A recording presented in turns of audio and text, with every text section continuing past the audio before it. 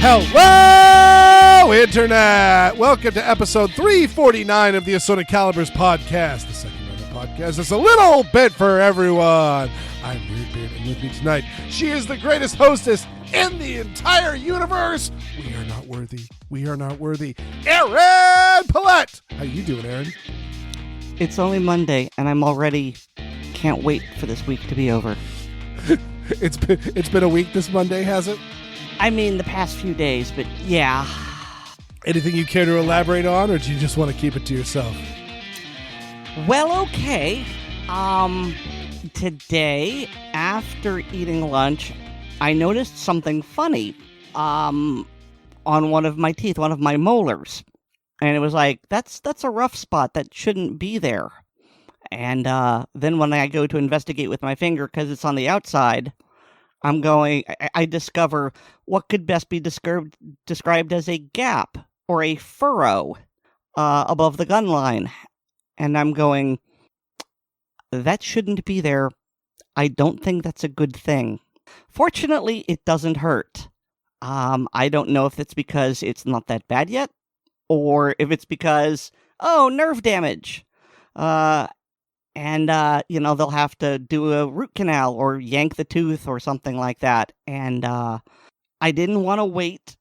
I mean, you know how I'm the opposite of a morning person. Mm-hmm. But the closest they could get me on the afternoon was Thursday. And I didn't want to wait that long, both for the damage and because, I don't know when it's going to start hurting. And so... they could see me tomorrow at 9:30, or they could see me Wednesday at 8:30, and I'm just going, oh, God. But I took the appointment because I want to get this looked at, and this is just a consultation to figure out what's wrong and maybe put a Band-Aid on it. Not actually a procedure to fix it. I'm sure that's going to be pushed, down the road. And I'm a little bit freaked out about it, because first of all, I don't like what dentists do in my mouth, but also because the molar behind it, when they were trying to give it a filling, it basically imploded, it collapsed. And so it was just, oh crap, okay, so now we're going to have to remove this. And so I have one fewer molar back there, and this one's right next to it, and I seem to have inherited my mom's bad teeth. And so there's this very real probability of I'm going to lose this one as well. And look, I know that I worry, I own it, but it's easy for me to say, okay, I'm worrying over nothing. There is a very statistically low probability of this thing happening. I've just got to let the worry flow over me like, the fear in Frank Herbert's, Litany Against Fear. But this is a very reasonable concern, and that's preying on me worse. So, yay. So what day are you going in? Tomorrow. Okay. Well, the good news is that you'll be half asleep, so just use your disdain for the world before noon as your anesthetic. Oh, don't worry. I'm going to demand anesthetic if they do more than look at it, because that's just who I am. I mean, she's just going with straight drug-seeking behavior. Hello, my name is Aaron Paulette, and today I would like morphine. I mean, I'm not that bad, but to give you an idea of just how pain-averse I am in my mouth, before they do the Novocaine injection, I want them to numb it topically. Mm-hmm. Because otherwise, it feels like that needle is sticking out the back of my head. Mm-hmm. Yeah, Novocaine sucks. So, yeah. We've gone way over time on this, but yeah, that's what's going on. And it's just one of the things that's going on and why I feel like this week should be over. Do you have better news, Weer'd? Not too much. I mean, so bad. I'll make a sandwich for you.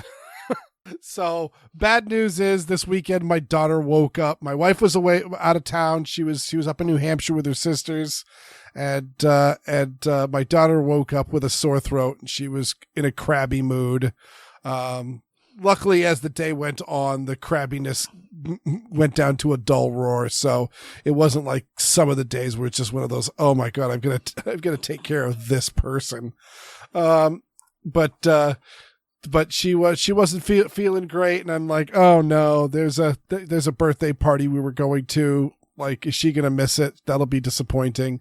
And by the time that it was an afternoon party, and so by the time the afternoon rolled around, she had perked up quite a bit, and we got to the party, and they had like a bounce house in the backyard, and it just started downpouring, absolute like deluge, and we were just like, oh no, and the kids could not have been happier. It was just pure soaking wet Lord of the Flies. So that was the good news. And then today, it's both good news and bad news. Is we have our ceiling fan quit working on us. My wife and I attempted to work on it, and it just didn't work out. So we called the electrician, and so sucks that we have to pay money to go through, but I had a punch list of, you know what? It's not worth calling the electrician for just this, but if I've got one coming over and I've already paid the service charge, I might as well have them do this and do this and do this. So they fixed a whole bunch of stuff. They did not fix the ceiling fan. Number one, because we had an option. It's a radio controlled ceiling fan. And so one option was to actually, he's like, we can hardwire this. And I'm like, oh, that sounds much better.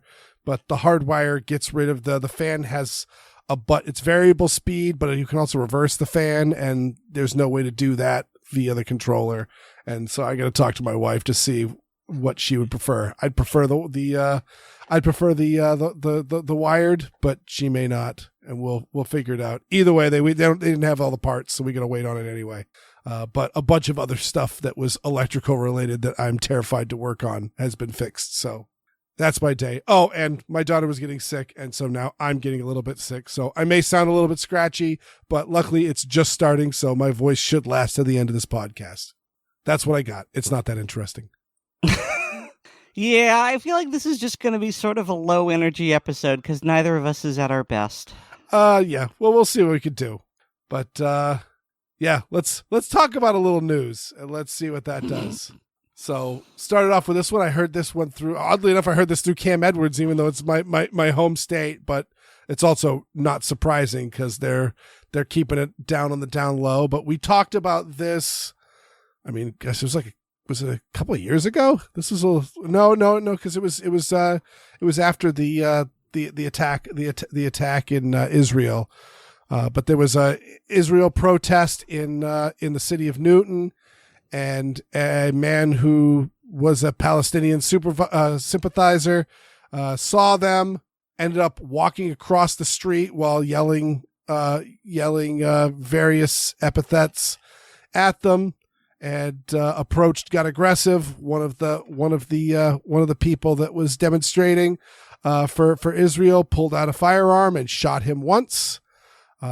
He ended up surviving his wound. Oh, actually, did he get knocked over? Now I'm trying to remember. Okay, it actually says in the first paragraph, Weer'd, that so the defendant in this case is Scott Haynes. And so it says, as Haynes was lying on the ground, wrestling with his attacker, his gun discharged, wounding his assailant. Yeah, so it was clear-cut self-defense, about as good as you can get. I mean, because we talk about you can shoot somebody. We talked, the McCloskeys was the best example.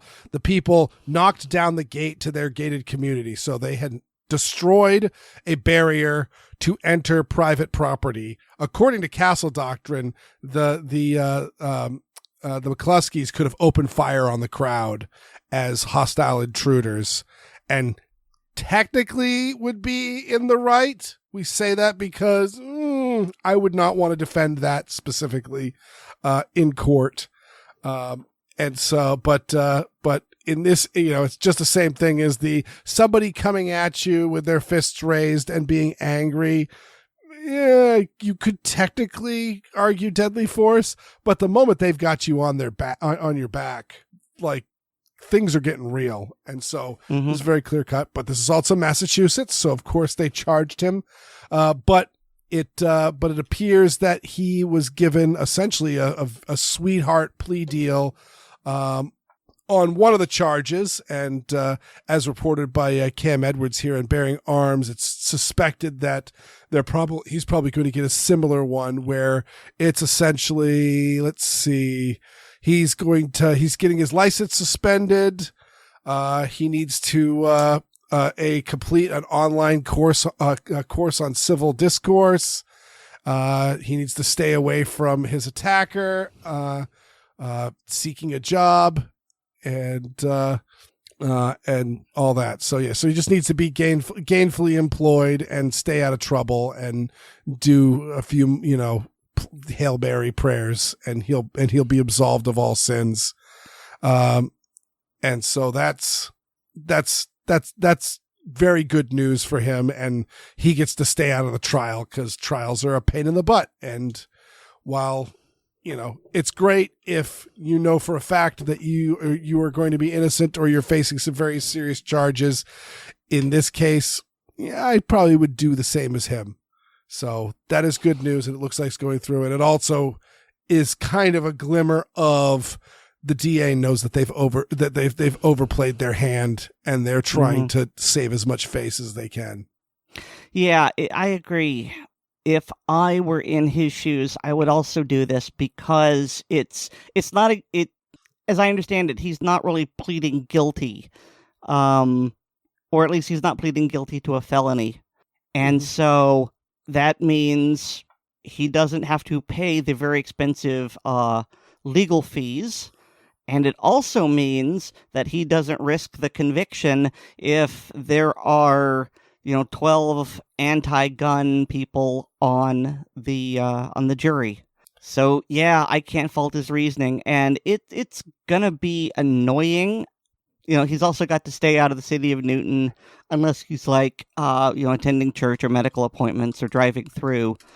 But it is very perfunctory. There's no real punishment here. It's just keep your nose clean and, do these, ritualistic motions to indicate your penitence, and you'll be forgiven. Yeah, if he stays out of trouble for the next 3 months, he'll have his license to carry restored. And since he had no previous criminal history when he was arrested, that shouldn't be a problem. No, that should staying out of trouble is easy. I do it every day. Yeah. So that is good news, and we're very happy to hear that he's getting this stuff behind him, because again, also, it's got to kill you to just. I mean, I've told this before about the fact that I was arrested on essentially a clerical error for a ticket that was paid but didn't get reported to the courts and all that. And it really, even if I'd gotten convicted of it, it really wasn't that big of a deal. But God, just the 3 months that I had to deal with that just sucked, because it's just hanging over your head and you just want it to be over with. So I've got to imagine there's going to be some catharsis in this, and will be probably even more so when they arrange for the next deal, because if they're dealing on this, they're willing to deal on the other one as well. Mm-hmm. I agree. Be nice if they also kind of did the concurrent time served sort of thing, where it's one of those oh yeah, we want you to do essentially the exact same things on this charge as well, and you could do it concurrently. So you take the one penance class and all that other stuff, and it also counts as well. But we'll see. The next two stories, more good news, Aaron. More good news. We again previously we reported that a bunch of credit card companies had taken up against gun groups. Essentially, there were some that were saying that they weren't going to do credit card processing for gun shops. Others weren't going to allow lines of credit towards shops that were selling assault weapons and quote unquote high capacity magazines. And essentially, it was just kind of an overall attack on the Second Amendment. It was part of a larger group where they were also going after drug dispensaries and pornographers, and I'm trying to remember if there was some other vices on it, but it was very blue law in its approach. And just guns fell into one of those. And overall, as as a libertarian, it bothered me a lot. All right, I could fault, I can understand with the drug thing because banks are operating under national, under federal regulation, and federally drug dispensaries are illegal, even though they may be legal in the state that they exist in. So there's a gray area for all of that, and that's another reason why we need to get especially marijuana, but maybe some other drugs off of the DEA statutes and just let the states decide what people can put into their body, or just let the people decide because it's their body, their choice. But as far as the firearms things go and the pornography, hey, look, if we have rules about who can take off their clothes and taking pictures and who you can sell that to and all that. And if you follow all those rules, the government shouldn't care. And it's all consenting adults, and there's a cameraman involved because consenting adults without a cameraman involved, that's a crime. That's prostitution. But consenting adults getting paid and there's a cameraman, that's perfectly legal. Another thing that needs to be changed. Weer'd on a big libertarian snap right now. But yeah, firearms are legal. High capacity magazines are legal. Assault weapons are legal unless otherwise said so. Stay the hell away. What is going on? But I'm bearing the lead. That is essentially officially over. Trump has put enough pressure on them, and they have backed down. And so as far as I know, all of the creditors have essentially backed away from the firearms industry. And so they are being treated like every other legal business. Yes. But so I'm not trying to take away credit from the Trump administration because, credit where due. I do want to point out that this has also been the result of years-long pressure by various states' attorney, I guess that they're called. Because I seem to remember there was one of them, and maybe it was Citigroup. But, yeah, here we go. The Texas Attorney General declared that the bank's policy of refusing to do business with companies that sell large capacity magazines was discriminating against the gun industry, and he forced that corporation out of a $3.4 billion bond deal. And that's how you get the attention of companies. You hit them right in the wallet. And so really what I'm getting at is it's good that it's happening now, but it probably wouldn't have happened without this state level support. And so it's nice to see that the efforts of everyone are being rewarded, and financial institutions are realizing that, hey, people who supply a constitutional right deserve access to banking. Absolutely true. And so this is more good news. And now the biggest of good news, and this one's really, I was very down for last week's show, and then I think this was like actually the next day that the ruling went down. Let's see, this article is written here on the 5th, but was it the day before? I don't know. But either way, it was dropped that we reported on it happening, but it has gone through that the country of Mexico, the state of Mexico, the country of Mexico was suing Smith & Wesson for the guns that were being used by Mexican drug cartels. Not just Smith & Wesson, I believe Beretta and Glock and some others as well. Yeah, but Smith, yeah, that's right. Yeah, Beretta, Colt, and Glock. And of course, one of the things that people talk about is that Sig Sauer was actually not in this case, and one of the suspicions was that in fact Sig Sauer has entered into a contract with Mexico to supply arms to their military. But yeah, so several major U.S. gun makers that make scary guns that people that don't like guns really don't like, and they're saying it's your fault that you make these guns that our country is filled with drug dealers and crime, which should sound laughable. And it did sound laughable to the Supreme Court justices because every last one of them voted in favor of Smith & Wesson and deemed that this lawsuit was incorrect on behalf of Mexico. So that was really, really, really amazing. And another thing that is also extremely amazing, and that'll tie us in. I think we'll wait till the first segment to be done before we can really dive into it. But Elena Kagan wrote the actual decision and noted that the AR-15 is in fact one of the most common firearms in America. So now we have two justices talking about the AR-15 being in common use in court procedures, one of which is Sonia Sotomayor, the other one is Elena Kagan. Obviously, also we have stuff by Thomas and now Kavanaugh and all that. But there is a heavy amount of writing of quote unquote assault weapons being in common use. And I think that one came out of Rahimi. It was like the one good thing that came out of that decision. I believe no. It was the bump stock case.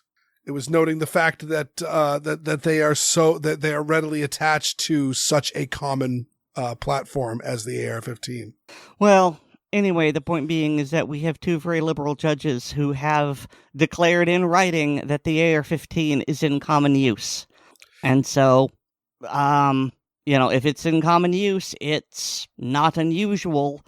And so it'll be harder, not impossible, but harder for gun prohibition states to ban them. That is my hope, especially as someone who lives in one of those gun prohibition states where I can't buy an AR-15 or a Big Boy magazine, and I want them. And so I got a little bit more to say about it, but I think it dovetails very, very nicely with the fact that when the Supreme Court's denial of Snope and Ocean State Tactical went down, I was obviously very, very upset and didn't like that. And so I turned to friend of the show, Kostas Moros, being the Second Amendment attorney that he is, for moral support, and hear what he had to say about this news story.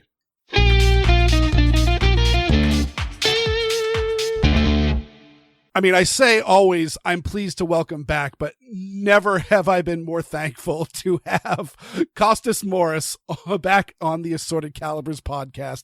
Kostas, I emailed you the other day, like as soon as I had heard the news, like it was like less than an hour after I'd heard it.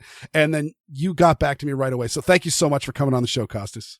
Yeah, I had a big handful of pills in my hand. I got your email and I'm like, why don't I go talk to this guy first? And just kidding. Thanks for having me on again. I was first going to ask you, those kind of pills? Oh, yeah. No, it was a suicide joke. Very inappropriate. I'm sorry. I mean, I will say and note that I'm on the East Coast, and there might have been a glass of gin in my hand at like all of like 9 o'clock in the morning. So it was one of those mornings. So I'm glad you're still with us, and we're glad everyone who's listening is still with us. But essentially, I just talked to you real quick and told you like really how I kind of want to lay this out is you had a great thread on Twitter, X, Twix, whatever you want to call it, about why this was how this is tough and bad, but also there might be a ray of sunshine. And so I said I want to kind of talk about both with this denial of Snope. And so you said you wanted to start with the bad news and the black pill. So do you want to tell us a little bit about give us this background, especially with your legal expertise? Sure. So Snope is a petition for review with the Supreme Court. It used to be called Bianchi. It had gone to the Supreme Court before. And what it deals with is the Maryland assault weapons ban.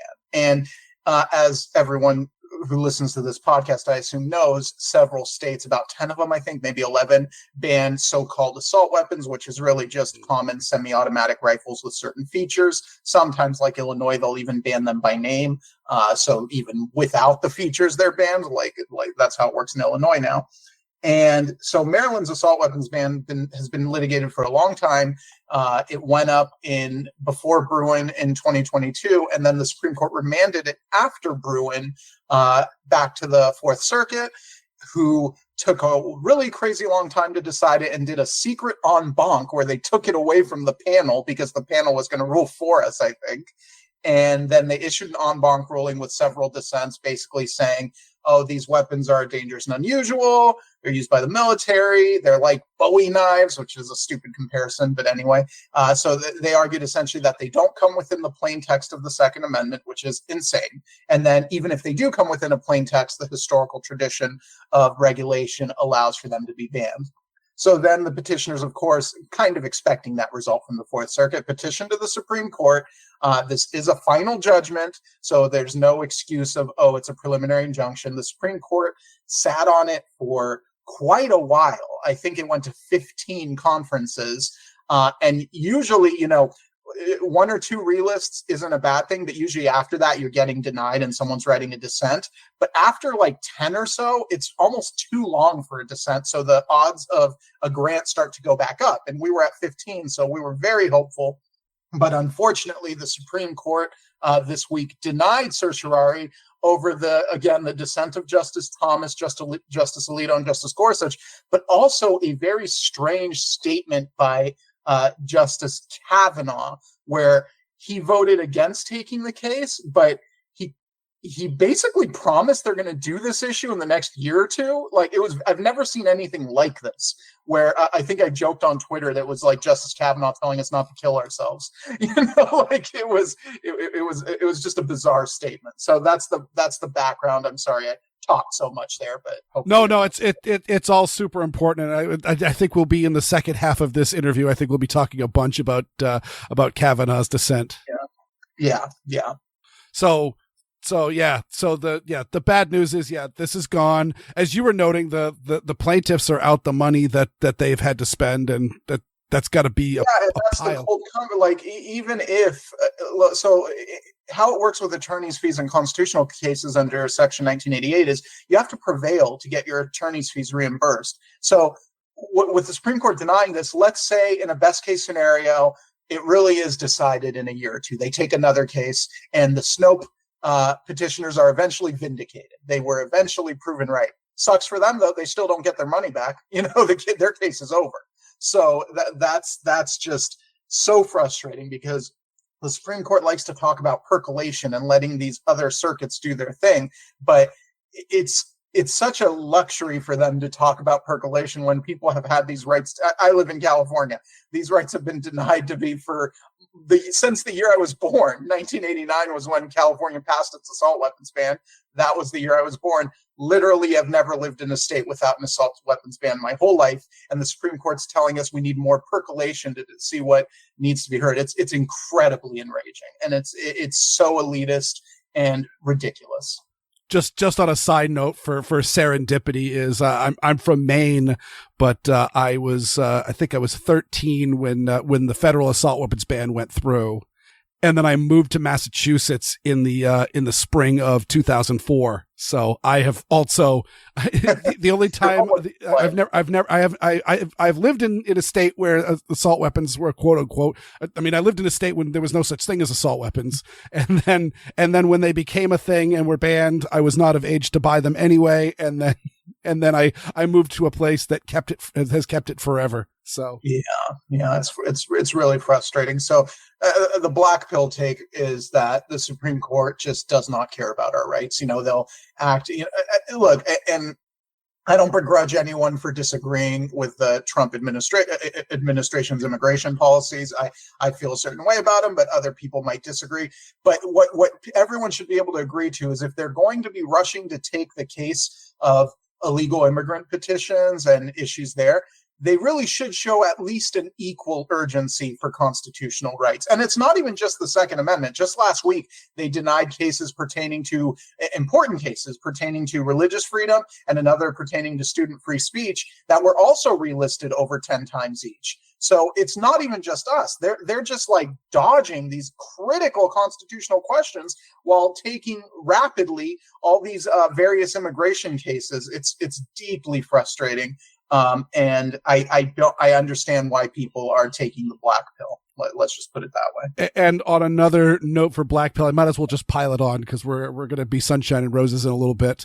It also bothers me that a case like this, because I mean, as far as my look, and I'm going to defer to your expertise. This was a pretty clean cut case, wasn't it? I think so. I mean, even if you read the dissent and the Kavanaugh statement concerning denial, they even seem to agree that it was a clear-cut case. Justice Thomas was harsh on it because, of course, he would have granted cert. And even Kavanaugh, who was wishy-washy, pretty much said, oh, it's questionable. Like, he called the ruling a pile of garbage, basically, in the nicest way possible. So he clearly doesn't agree with it. So what are we doing here? Why are we waiting? You know, and if it's Justice Roberts and Justice Barrett that are the problem, why will that resolve in the next year or two, like Justice Kavanaugh says? I'm not sure what's going to change unless there's a vacancy on the Supreme Court that isn't Thomas or Alito, you know, if there's some shift in ideology.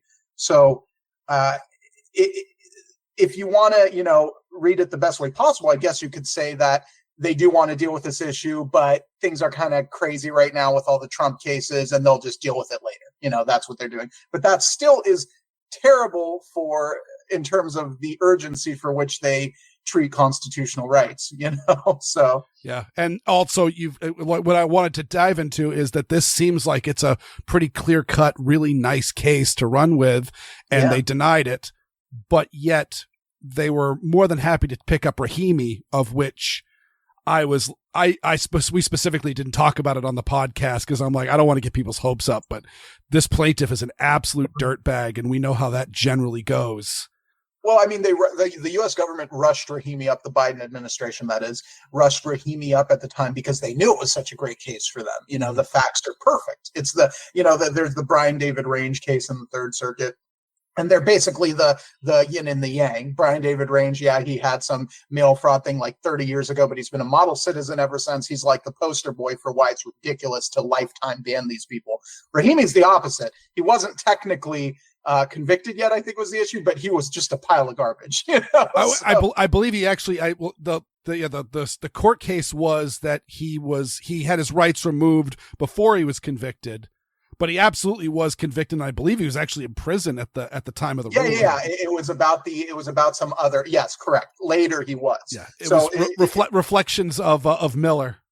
Right. So, and I'm actually, I get a lot of crap for this on Twitter, but I actually am mostly fine with the Rahimi decision. Like if you read it, the process they went through for that case, I know Justice Thomas disagrees and wants a stricter standard, and I respect that.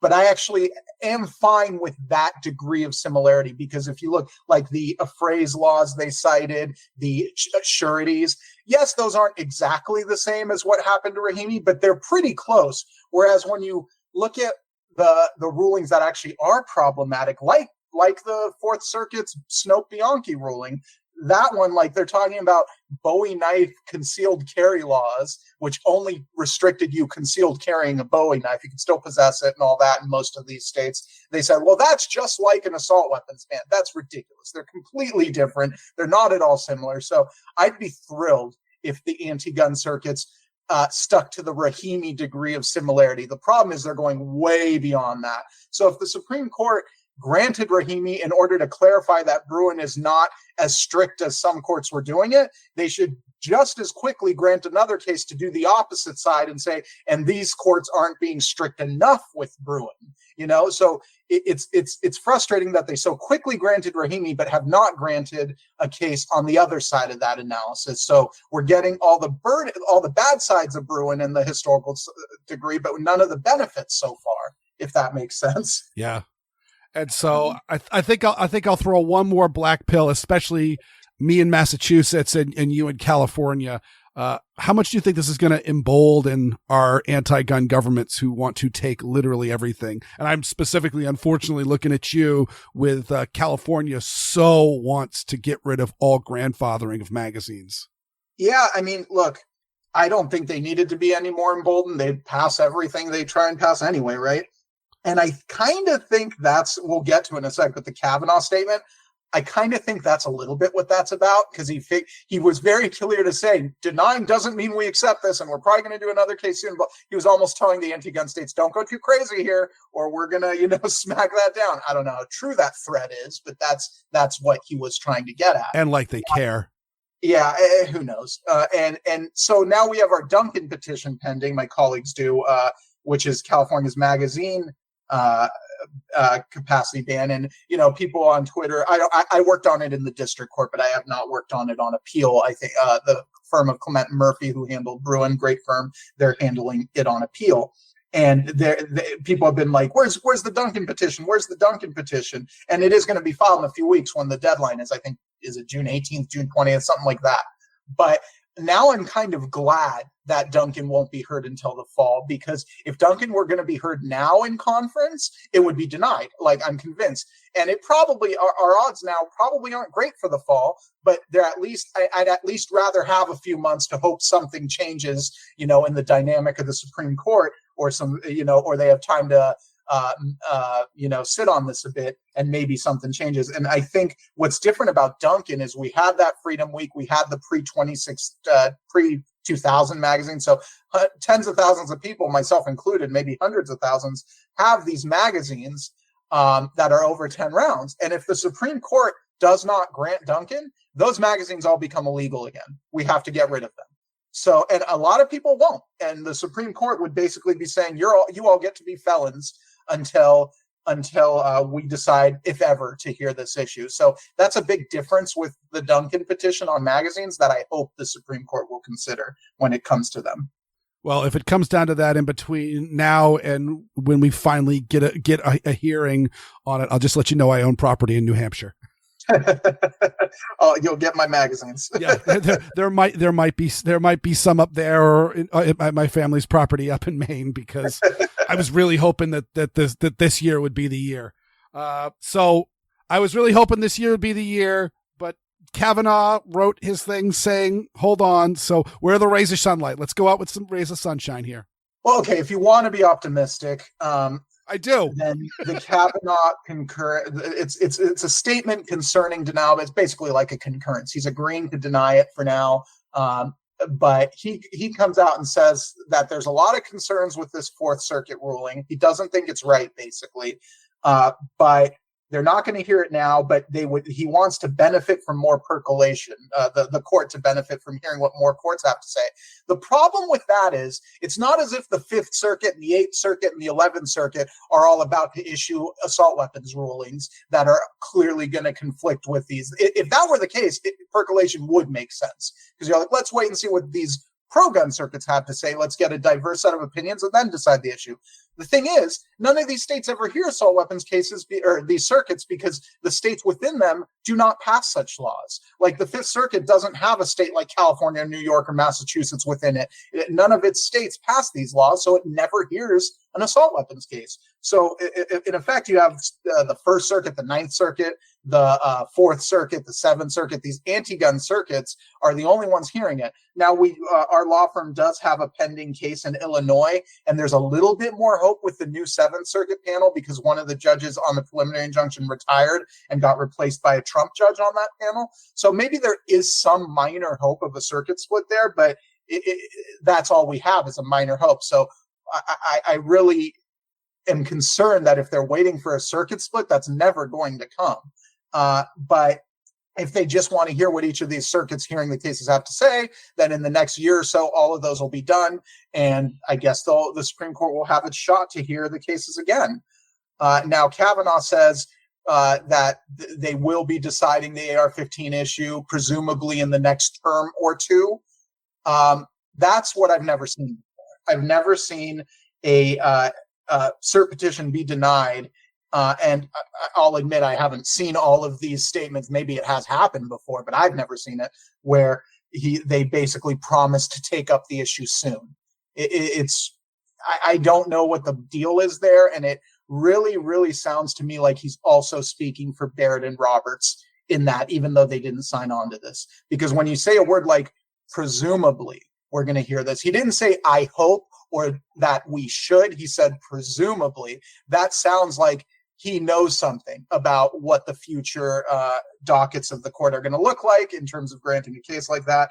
But I hope he's right then. That's all we can do is hope that he's not, giving us false hope and that they really do deal with this issue soon. What are some of the potential cases? I mean, obviously you mentioned the Bonta case.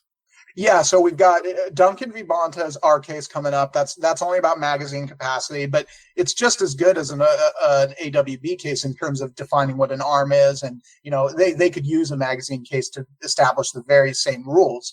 Now, unfortunately, actually, let me interrupt you real quick. Do you think that actually might be what they're talking about? Is that maybe Justice Roberts and Justice Barrett are a little bit wishy? I mean, obviously we know that the anti-gun justices, want to ban it all and they're totally fine. The Second Amendment doesn't mean anything, but they might be wishy-washy on the idea of somebody owning a GASP AR-15. It looks like a machine gun, but not necessarily a 15-round magazine. That could be it. I mean, maybe they think that a ruling where they establish the rule using a magazine case would be less controversial, than, an AR-15 case, even though the rule would then also apply to AR-15s. That could be it, but I don't want to give people false hope. I mean, the thing is, in addition to Snope, the Supreme Court also denied review to a magazine case that had been relisted alongside it. It was a preliminary case, but still Ocean State Tactical, and that dealt with magazines. And Kavanaugh didn't dissent from that one or write a statement. And in his opinion, in his statement on Snope, he didn't mention magazines. He only talked about AR-15s, and that's concerning to me because as a circuit court judge, Judge Kavanaugh on the D.C. Circuit dissented in Heller 2, which was another assault weapons case, and he said no, AR-15s and similar guns are protected. But on magazines, he said, I would remand that down to the district court to see if there's a historical tradition that would allow for a magazine restriction. So it's almost like he was signaling that he has a difference of opinion between common rifles and magazines. So I'm cautious on whether Judge Kavanaugh is on our side on magazines. Obviously, we're just reading tea leaves, but that does imply that there might be an ideological split on people being wishy-washy. Of some people don't want the scary looking guns, and other people understand that guns are guns, but don't want lots of capacity. Yeah, exactly. Maybe Judge Kavanaugh doesn't care about pistol grips and stuff, but he's a little nervous about, these 30-round scary magazines that are in the mass shootings, so maybe he's fine with 10 rounds or whatever it is, but not that. Who knows? We can only speculate. And so we'll have to see what happens. Now, the Supreme Court is also hearing this Thursday in conference, for the first conference, a case called Hansen. I forget what circuit that's out of, but it's another magazine capacity case. I assume it's going to be denied because Ocean State Tactical was denied. But if I recall correctly, and I might be wrong about this, I think it was on final judgment. Who knows? I expect that to be denied, but it would be pretty insane if they granted that next week and we have quite the roller coaster of emotions. So we'll have to see. Yeah. I think I forgot your question, though. I'm sorry. No, we're just talking about just good news going forward. Is there anything else promising? There's plenty of cases pending, so they will have lots of opportunities in the next year or two, if Justice Kavanaugh is telling the truth, to grant one of these cases. So that's the good news. The bad news is it's going to be at least another year or two. And as I posted about on Twitter, that sucks because we don't live to be 1,000 years old. We have 60 to 100 years lifespans, depending, and some people don't even make it that long. And costing another year or two of our rights is real damage. It's not nothing. It's not no big deal. If the right to vote were denied for a year or two, and the Supreme Court said, we'll get to that in the next term or two, that would be outrageous. Nobody would be okay with that. But somehow, with this second-class right, as Justice Thomas calls it, and he's right to call it that, it's seen as okay if we get delayed and we have to wait, even though we've been waiting all these years. So the hope is that Justice Kavanaugh is being truthful, but my criticism of that would be, even if he is being truthful and they do decide this and we do get a happy ending in a year or two, I'm still very angry it took longer. It did not need to take longer. They could have decided this now. Yeah. Yeah.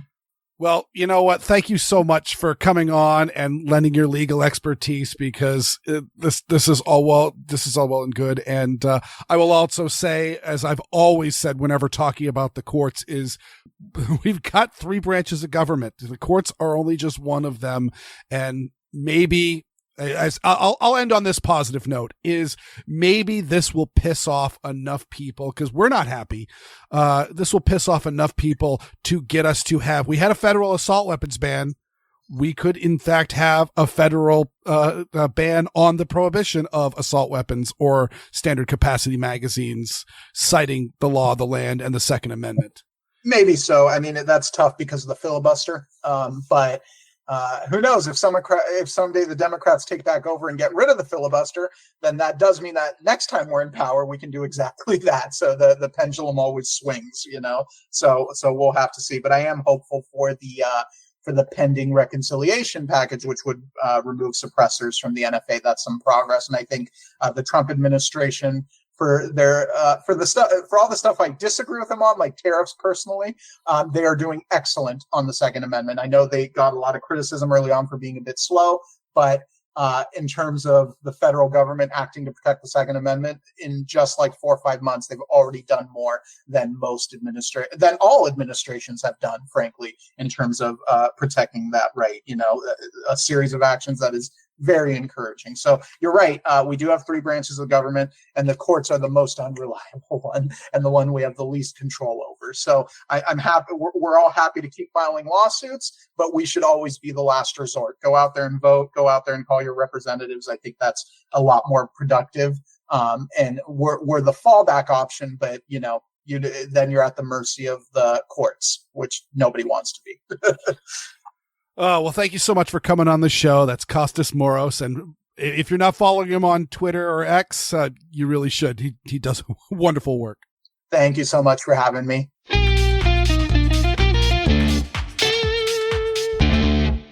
All right. So here's the theory that I've got here. And of course, this was done before the Smith & Wesson case. I interviewed Kostas before the Smith & Wesson case went down. And so that was it. It was the day before. We talked on Wednesday. The decision was ruled on Thursday, and there's the whole talk on what's Kavanaugh talking about for percolation, and obviously, like, Kostas shot me down pretty fast when I said, well, maybe they're looking for just a magazine case. But that's what Ocean State Tactical was. So if they weren't keen on ruling on assault weapons, but were okay ruling on magazines, then they would have just denied Snope and just taken Ocean State. But I wonder if I got 2 theories. One is this was a bargaining chip. We won't talk about assault weapon bans this session, so long as we all stand up for the Protection of Lawful Commerce and Arms Act when it comes to Mexico v. Smith & Wesson. The other theory is that they just knew that the fact that these guys were going after such common firearms, that it was going to be ruled that you can't sue Americans for making legal American products, and that would sweeten the deal for a future assault weapons case. What do you think, Aaron? Half-baked? No, I don't think it's half-baked at all.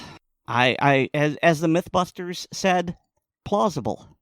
Yeah, I mean, it's, as you can tell from the interview, the Kavanaugh decision in Snope really, like, it sounded really, really good, yet it was something that was bad. And so we'll probably never know why, what the heck he was talking about. But that had to have happened for a reason. And yeah, hopefully this had something to do with it, because this was a really, really good ruling. I mean, you had all the justices, both the ones that, usually vote for Second Amendment stuff, but the ones that are never voting in favor of Second Amendment stuff. In this case, Mexico, you done stepped too far. And now for something completely different. David doesn't work for Capital One, but he still wants to know, what's in your range bag?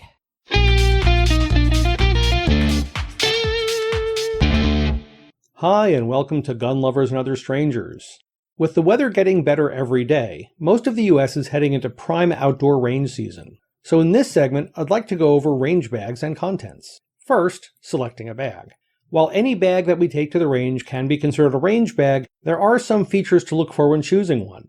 My two biggest criteria are rugged and pockets. If it can't survive some abuse, such as being knocked off the bench or occasionally dragged on gravel, it won't last long as a range bag. Wear resistance is essential. Ask any woman her favorite feature about an article of clothing, and she's likely to say pockets. Sometimes she'll even tell you without prompting. I feel the same way. Being able to organize the contents of my range bag and know those items will be in the same place next time I open the bag is extremely important. I also prefer a bag with a heavy-duty zippered closure. My previous range bag, which I still have in the closet, met all these requirements. It's a rugged canvas version by RedHead. It seems to currently be listed on the Cabela's Bass Pro websites as the RedHead Classic Shotgun Range Bag. It's very well made and has a single large main compartment with smaller outside pockets on each end and a bigger one in the middle front. There's also a small document-sized pocket on the middle back. So what's in this range bag? One outside end pocket held a staple gun and staples, string, thumbtacks, and clothespins, all for hanging targets of different types in varying range environments. The other end pocket contained gun cleaning supplies, with a small bottle of CLP, patches, a pistol rod and rod end attachments, a clearing rod, actually an old bamboo chopstick, a military surplus pull-through, military toothbrush, some wiping rags, and a small screwdriver with replaceable bits. All of these items were nested in multiple Ziploc bags to contain any possible leakage. The large front pocket was reserved for magazines, and the back pocket held a bunch of coasters I used as targets. In the main compartment went a couple of handguns in their own soft cases, paper targets, eye and ear pro, both for myself and a couple of friends, a chamber flag, Maglula UpLULA magazine loading tool, and whatever ammunition I was bringing to the range that day. However, when I got the job at a gun shop as an armorer, this bag was just too small. Which brings us to my current range/armorer bag, a 16-inch Kobalt tool bag I picked up at Lowe's. It also has a single large main compartment, but with pockets along the sides both inside and out. Starting on the outside front of the bag, the pockets hold a small spray bottle of CLP, a squeeze bottle of Kroil, some pens and a post-it pad, a small pen light, a folding knife, and the dump pouch Erin gave me a few years ago. The pockets on the other side are more for personal items. One holds my water bottle, another contains a packet of tissues and a bottle of hand sanitizer, and, since teaching is dry work, the third has a Ziploc bag of Werther's original hard candies. On the inside of the bag, the small pockets on one side hold a variety of items, including a spare empty magazine for my carry gun, an UpLULA magazine loading tool, a bamboo chopstick for use as a range rod, a small nylon bench block, a 1911 bushing wrench and AR castle nut wrench, emergency shears, hemostat, and 22 and 30 caliber Boresnakes. The other inside panel pockets contain two spare loaded magazines for my carry gun, a pistol cleaning rod, chamber flag, a military cleaning brush, a compact pistol cleaning kit, and a variety of screwdrivers including a set of fix-it sticks. Finally, we get to the main compartment, in which I keep a bag of patches and wiping rags, a set of regular and roll pin punches with a brass hammer, a bore light, eye and ear pro plus spares, and my MFAK or mini first aid kit. For range trips, I may also toss in a few boxes of ammo, or those may go in a separate bag depending on the quantity. While this is more than the average shooter would want to lug around, I'm often called on to do troubleshooting and repairs while at the range or at work, so the extra weight is worth it to me. At least most of the time. A couple of questions for our listeners. Are there any items I missed that you think I should carry? And how's your own range bag set up? Have fun and safe shooting. In today's quick tip, we're going to be going through range bags. How to choose a good range bag, what makes a good range bag, what's a bad range bag. That about wraps up this segment. If you have any questions for me or suggestions for future segments, or a comment on a past segment, please post them on the Assorted Calibers Podcast Facebook or MeWe pages, and Erin or Weer'd will make sure I see them. I'm also a contributor on the Blue Collar Prepping blog, which can be found at bluecollarprepping.blogspot.com. Finally, I'm a published author, and books with my stories can be found on Amazon under the names Brena Bock and David Bock. That's all for now. Thanks for listening. I'm David, and this is Gun Lovers and Other Strangers.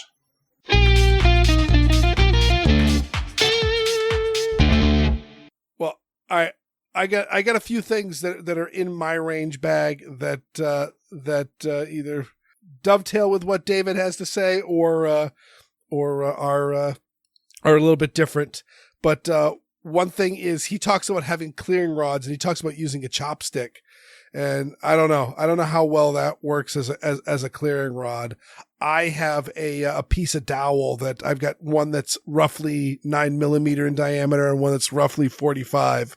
I actually brought gun barrels in my pocket to the hardware store and just kind of, when no one was looking, pulled a gun barrel out and found out which dowel would slide into the barrel with the least amount of clearance. And those are especially useful if either you're hand loading, or maybe you've got really cheap ammo and you're worried about a squib. Because if your barrel gets squibbed, if you can clear it, it's no big deal. But if there's a bullet stuck in your barrel, you're out of the game. For at least that gun is for that range session. And so, yeah, you went to the range to shoot, so you might as well keep shooting.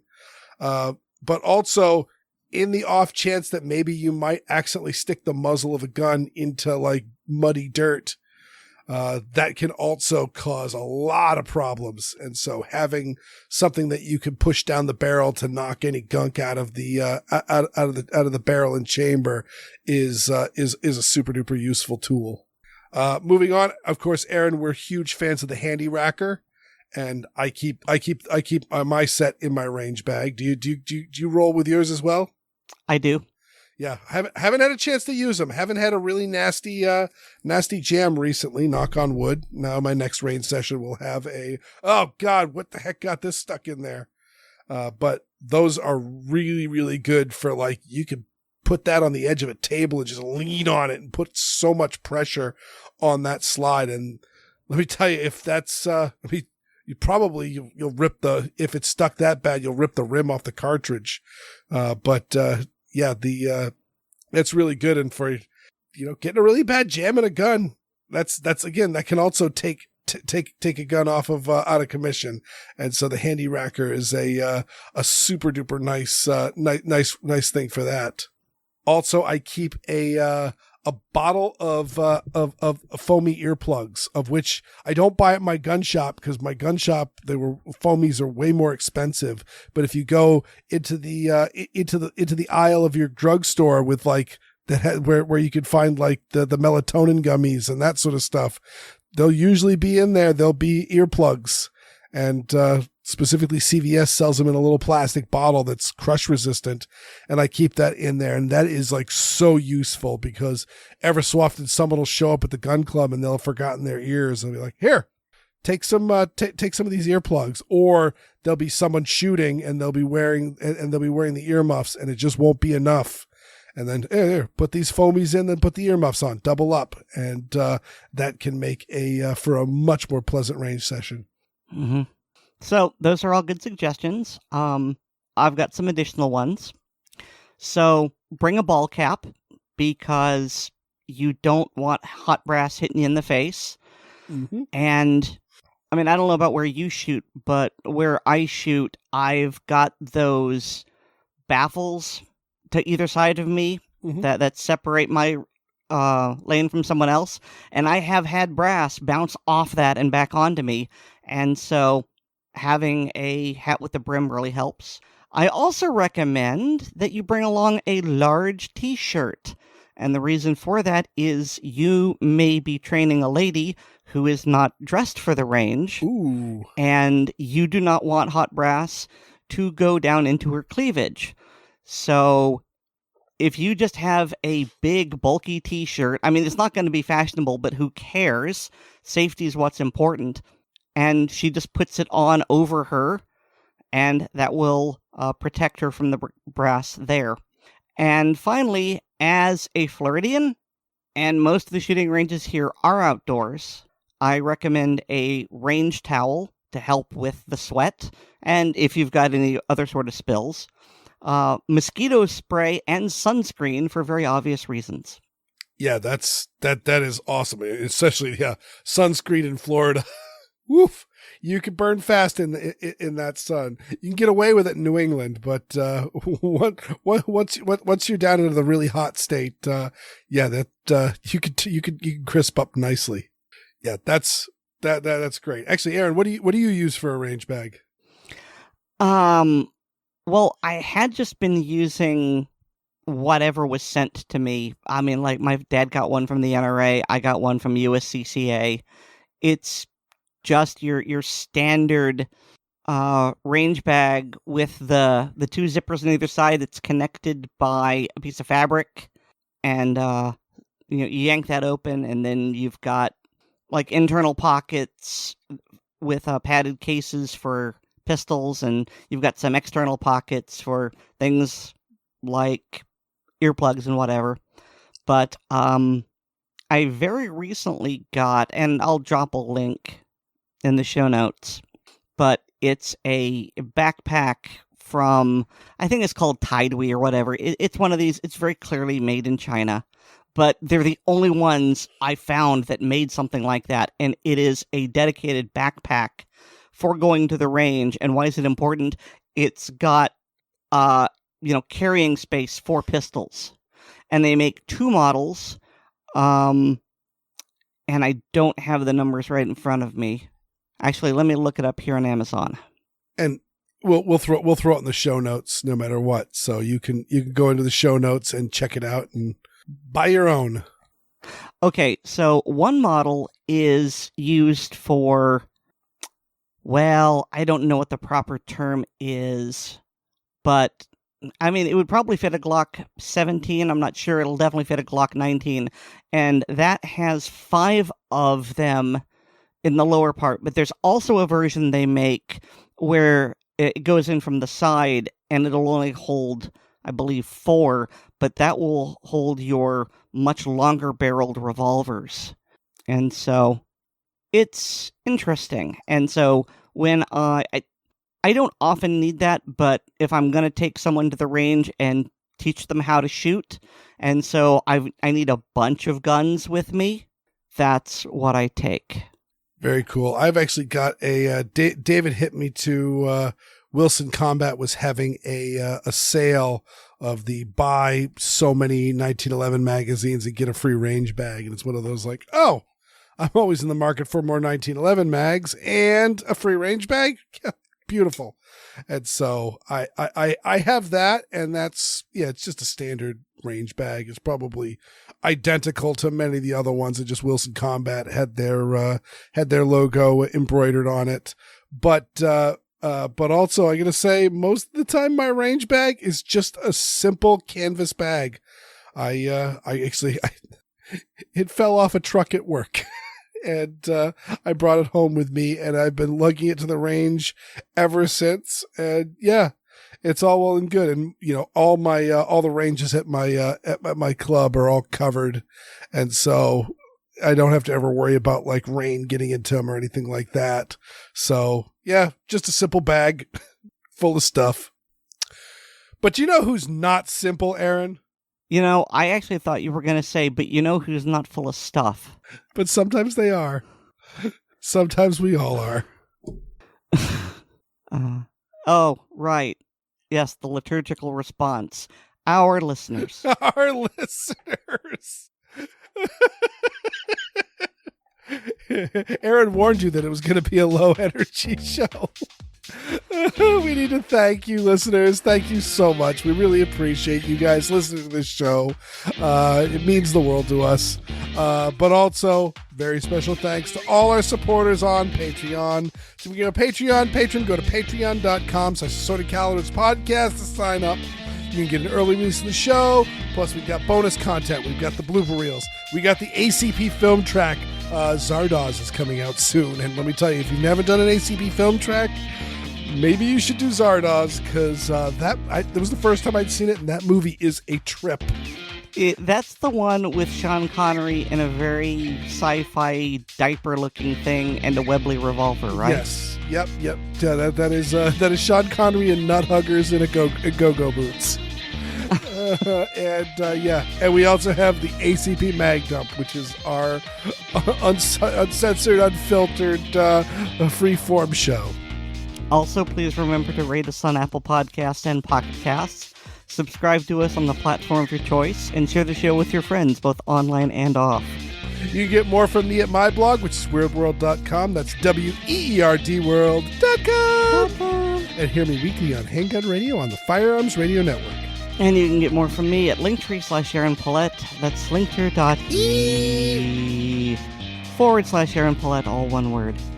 And thanks to Nate Spencer for our music.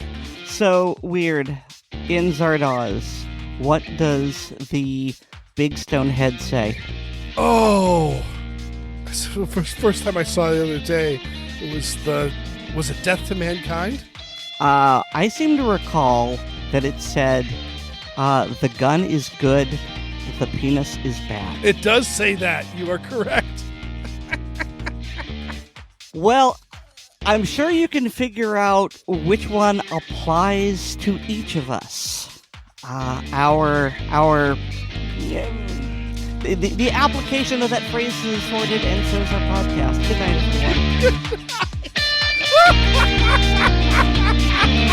everyone.